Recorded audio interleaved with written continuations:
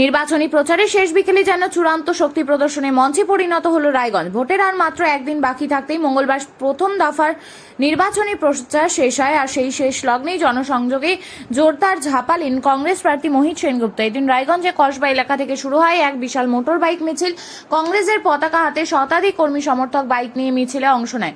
গোটা এলাকা জুড়ে তৈরি হয় নির্বাচনী আবহ। রাস্তার দুই ধারে দাঁড়িয়ে সাধারণ মানুষ মিছিলকে স্বাগত জানায়। মিছিলে খোলা গাড়িতে উপস্থিত ছিলেন প্রার্থী মোহিত সেনগুপ্ত নিজে। পথ চলতে মানুষের দিকে হাত নেড়ে কখনো বা গাড়ি থামিয়ে সরাসরি কথা বলে তিনি ভোটের আবেদন জানান।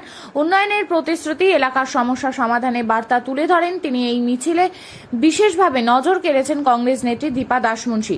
পাশাপাশি উপস্থিত ছিলেন প্রয়াত কংগ্রেস নেতা প্রিয়রঞ্জন দাসমুন্সীর পুত্র মিছিল দাসমুন্সী। তাদের উপস্থিতি কর্মী সমর্থকদের মধ্যে বাড়তি উৎসাহ যোগায়। কসবা থেকে শুরু হওয়া এই মিছিল বিভিন্ন গুরুত্বপূর্ণ এলাকা ঘুরে শেষ হয় বৌগ্রামে গিয়ে। একদম শেষ লগ্নে আপনি র্যালিতে, বাইক র্যালিতে বেরোচ্ছেন এবং গ্রামগঞ্জে যে হাওয়া, যেন মনে হচ্ছে যে একটা খুশির হাওয়া কংগ্রেসের তরফে বইছে, যেটা আমরা আজকে সকাল থেকে লক্ষ্য করছি। কি বলবেন?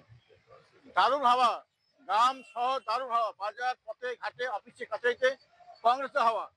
এবার কংগ্রেস আসছে, রায়গঞ্জে কংগ্রেস আসছে, জেলায় কংগ্রেস আসছে।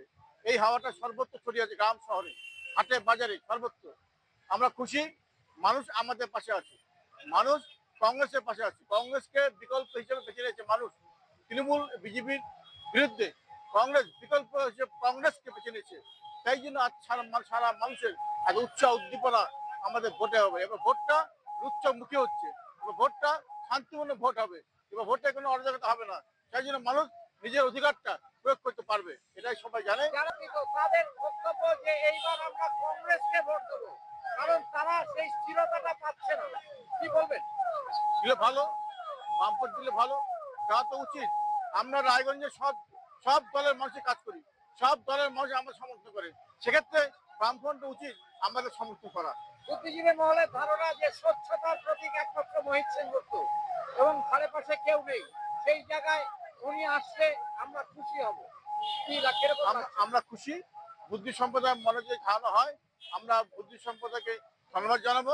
নিশ্চয়ই আমরা ওনাদেরও বুদ্ধিজীবী সম্প্রদায়